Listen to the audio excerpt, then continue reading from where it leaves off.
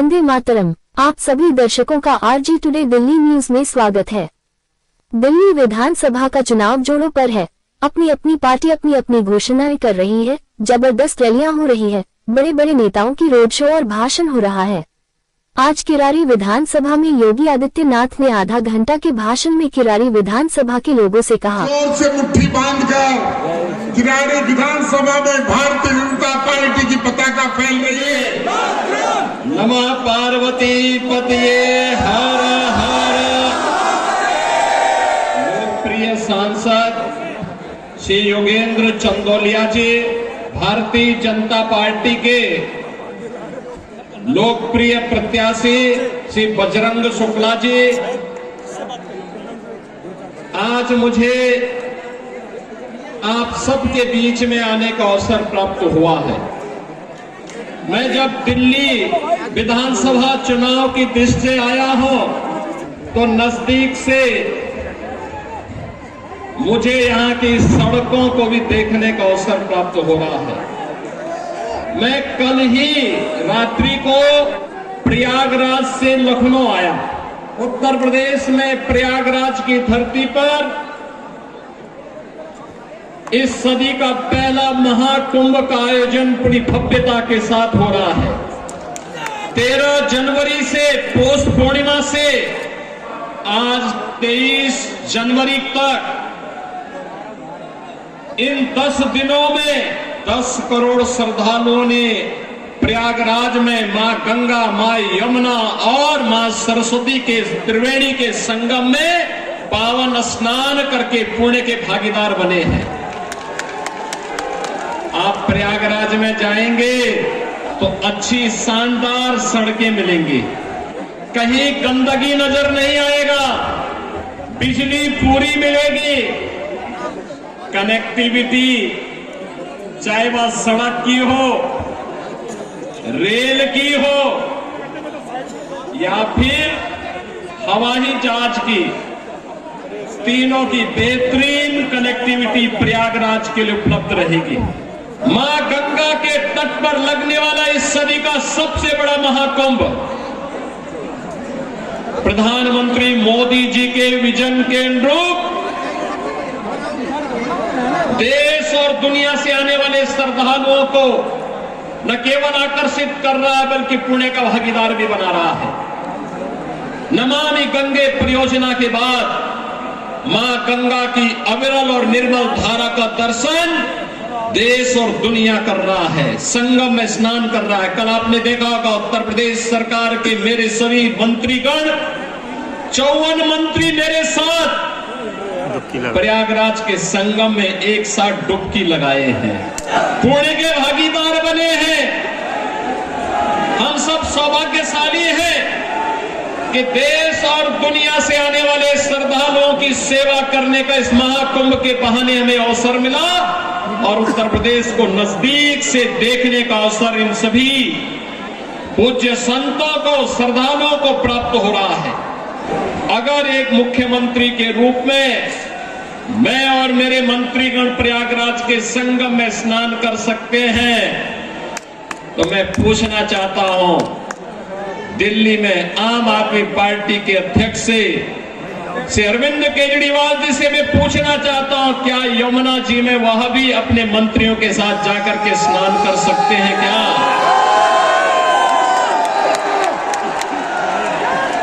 अगर उनमें नैतिक साहस है तो उनको इसका जवाब देना चाहिए। यमुना मैया को एक गंदे नाले के रूप में बदलने का अपराध क्या उन्होंने किया है कि नहीं किया?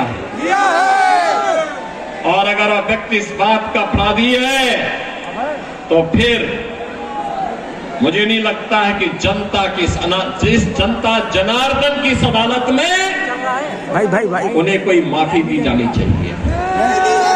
वो माफी के हकदार नहीं हो सकते। आज जब हम लोग दिल्ली की स्थिति को देख रहे हैं, हॉटस्पॉट देने का मेरा कनेक्ट करें, ये राष्ट्रीय राजधानी है और राष्ट्रीय राजधानी में एनडीएमसी के क्षेत्र को छोड़ दे। मेरा पासवर्ड है मेरा शेष दिल्ली में क्या स्थिति है सड़कों की? 2002 पासवर्ड है। शेष दिल्ली में क्या स्थिति है सीवर की? शेष दिल्ली में क्या स्थिति है स्वच्छता की? 2002 और क्या स्थिति है पेयजल की? करवा जल्दी यार। ये बुनियादी सुविधाएं होती है, ये बुनियादी सुविधाएं होती, हर नागरिक का अधिकार होता है इन सभी सुविधाओं पर। आज से एक दशक पहले तक अच्छी सड़क देखनी हो, मॉडल देखना हो, मेट्रो का मॉडल जो सरदार अटल बिहारी वाजपेयी जी ने प्रारंभ किया था, उसे देखने के लिए पूरा देश दिल्ली आता था।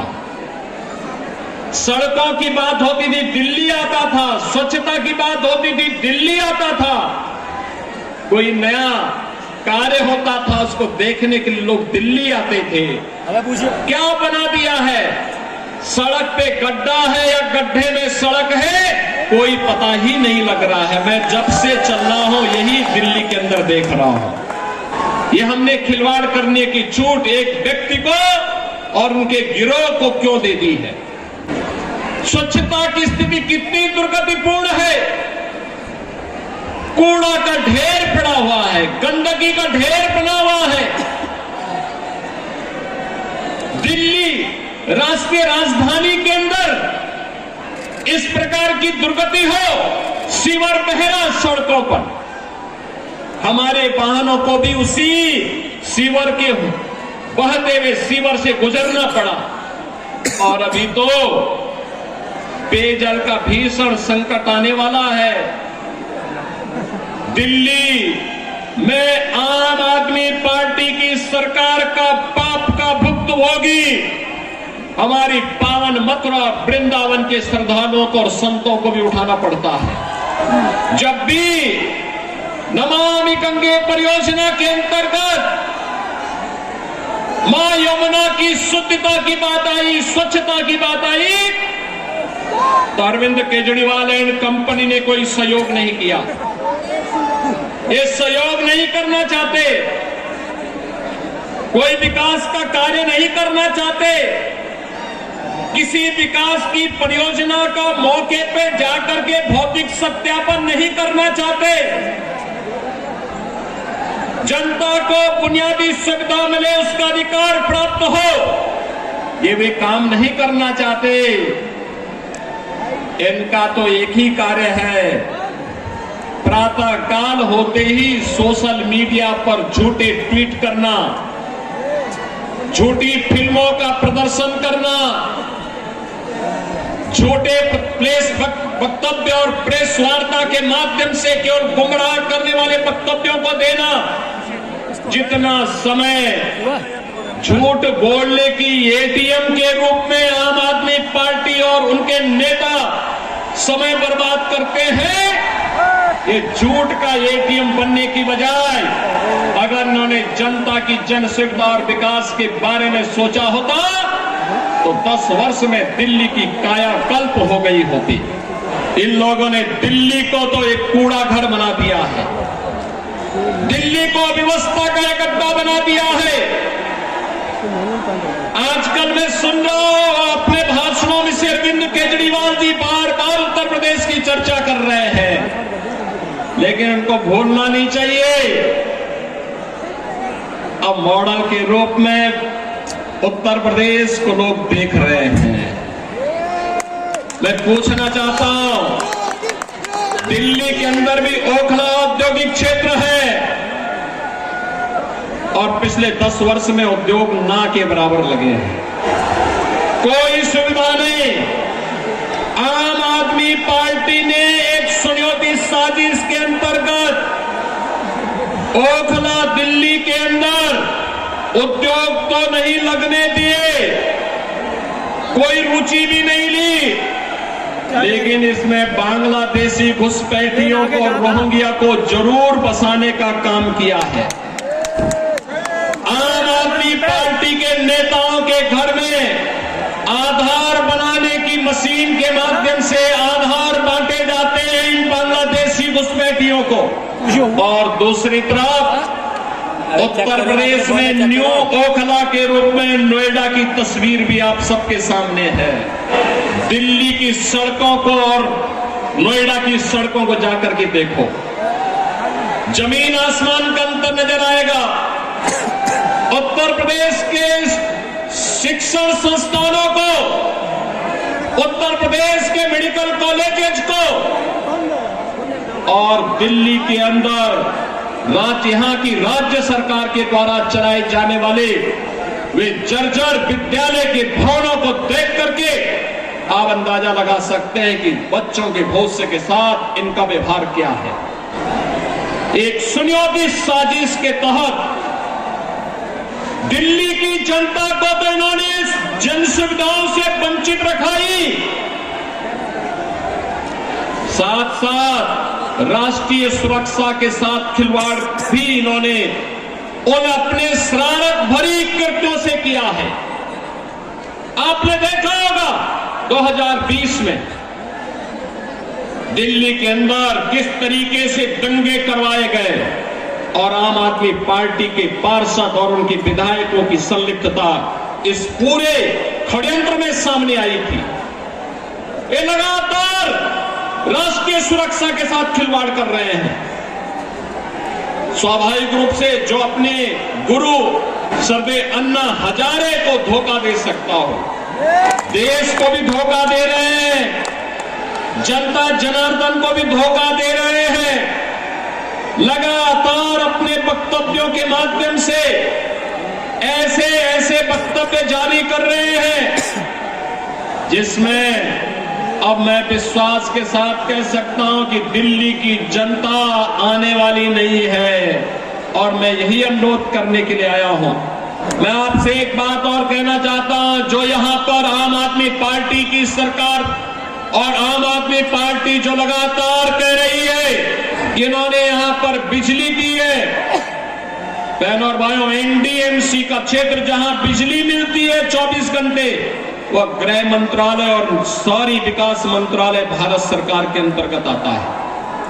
शेष दिल्ली में पावर कट देश के किसी भी बड़े महानगर से, किसी भी नगर से ज्यादा पावर कट है। मैं कह सकता हूं उत्तर प्रदेश की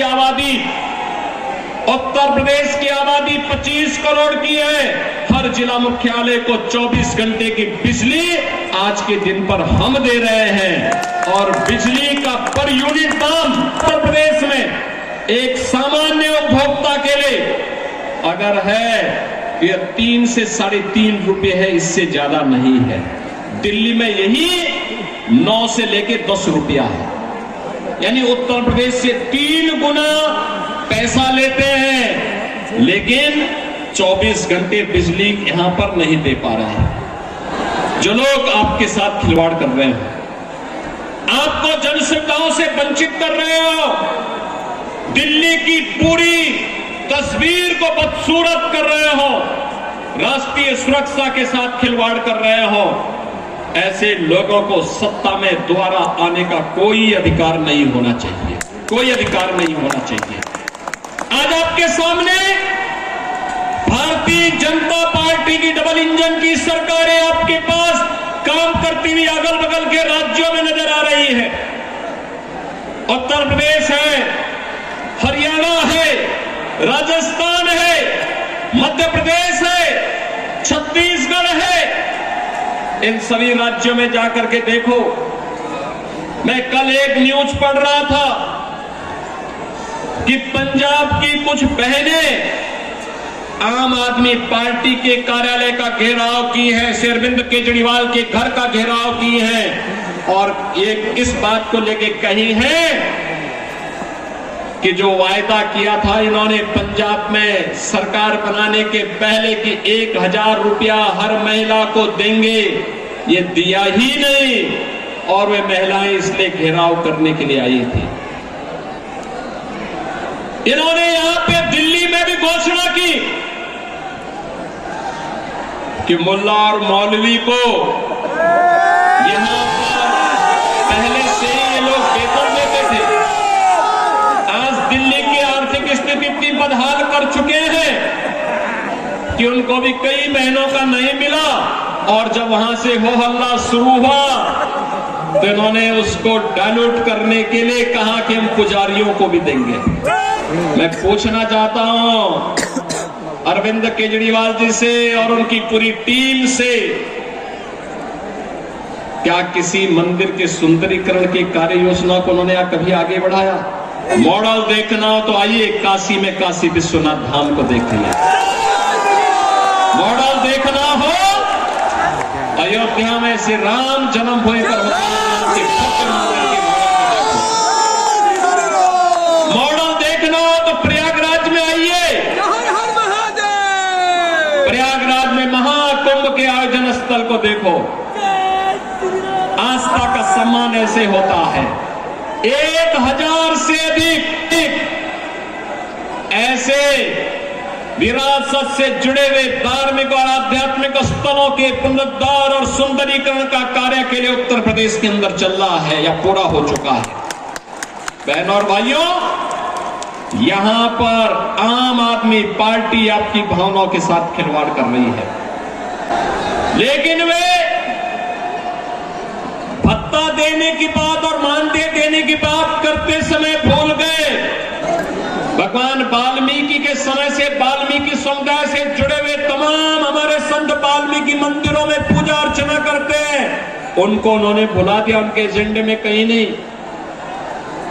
आम आदमी पार्टी के एजेंडे में रविदासी मंदिरों के पुजारी नहीं है। यानी आज भी इनकी तुष्टीकरण की जो पॉलिसी चली आ रही है, बांटो राज करो की पॉलिसी चली आ रही है। और इसीलिए तो मैं आप सबसे कहना चाहूंगा, आज प्रधानमंत्री मोदी जी के नेतृत्व में हम एक नए भारत का दर्शन कर रहे हैं। एक नया भारत अगर हमें काशी में काशी विश्वनाथ का दर्शन कराता है तो उत्तराखंड में केदारपुरी में भगवान केदारेश्वर का भी भव्य मंदिर का पुनरुद्धार का कार्य वहां चल रहा है। मध्य प्रदेश में महाकाल का महालोक है तो उत्तर प्रदेश के विंध्यवासिनी में मां विंध्यवासिनी का धाम भी एक नए कॉरिडोर के रूप में विकसित हुआ है। अयोध्या में 500 वर्षों के बाद फिर से रामलला विराजमान हो गए हैं। और इस अवसर पर मैं आप सबसे अपील करना चाहूंगा, यह समय है जैसे उत्तर प्रदेश डबल इंजन सरकार का लाभ प्राप्त कर रहा है, एक साथ एक स्वर में सभी सरकारें मिल करके विकास को ध्यान में रख करके, युवाओं के भविष्य को ध्यान में रख करके, अन्नदाता किसानों के भविष्य को ध्यान में रख करके, बहन और बेटियों की सुरक्षा को ध्यान में रख करके, व्यापारियों की सुरक्षा को ध्यान में रख करके अपना कार्य कर रही है। ऐसे ही दिल्ली के अंदर भी भारतीय जनता पार्टी नेतृत्व की डबल इंजन सरकार आनी चाहिए और डबल इंजन सरकार की शुरुआत आपने कर ली है। याद करिए, जब से अरविंद केजरीवाल और उनके मंत्रियों को भ्रष्टाचार के मामले में जेल में बंद किया गया था, जेल से जमानत पे छूटने के बाद इन्होंने कहा था कि जनता जनार्दन फैसला करेगी। अरे जनता जनार्दन ने तो लोकसभा चुनाव में फैसला कर लिया है। दिल्ली में 100% रिजल्ट प्रधानमंत्री मोदी जी के साथ रहा। चंदौलिया जी को आपने यहां से अपना सांसद चुन करके भेजा है, देश की संसद में भेजा है। तो जनता जनार्दन तो अपना फैसला कर ही चुकी है और इस विधानसभा चुनाव में भी जनता जनार्दन फैसला करने को पूरी तत्परता के साथ खड़ी है। और इसी में मैं आपसे अपील करने के लिए आया हूं कि बहनों और भाइयों, इस किराड़ी विधानसभा क्षेत्र से भारतीय जनता पार्टी ने अपने कर्मठ कार्यकर्ता को, जिनका एक ही ध्येय है और वह है कि इस किराड़ी विधानसभा क्षेत्र को एक विकसित विधानसभा क्षेत्र के रूप में विकसित करना। यहाँ के लोकप्रिय सांसद श्री चंदौलिया जी के साथ मिलकर के अच्छी सड़कें देना,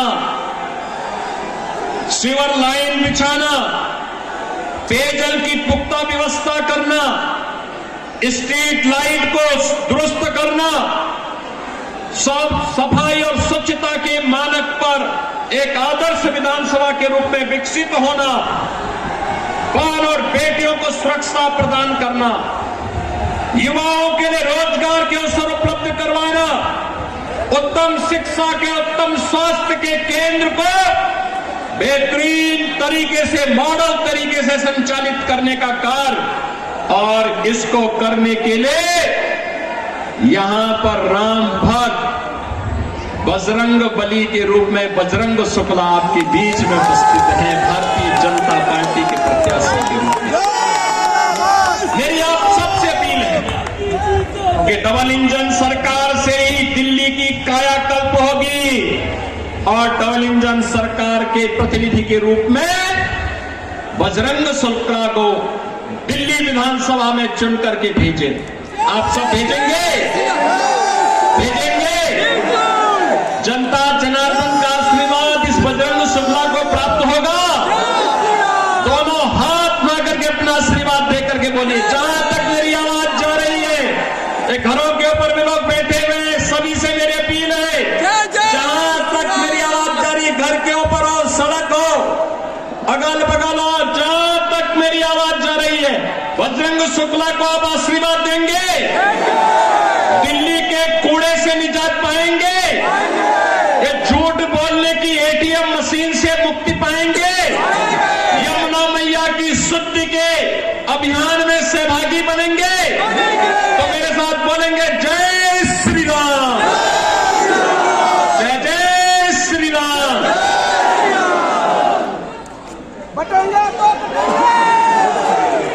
फोटो ले लियो।